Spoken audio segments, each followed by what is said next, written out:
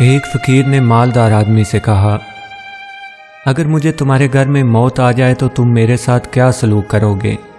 مالدار آدمی، تمہیں کفن دے کر دفنا دوں گا۔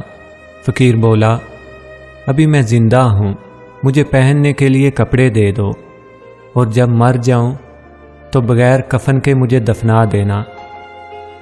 یہ ہم لوگوں میں سے بہت سے افراد کی داستان ہے کہ جب تک ہم زندہ ہیں ایک دوسرے کی قدر نہیں کرتے، لیکن مرنے کے بعد ایک دوسرے کے لیے آگے بڑھ بڑھ کر نیکیاں کرنے لگتے ہیں۔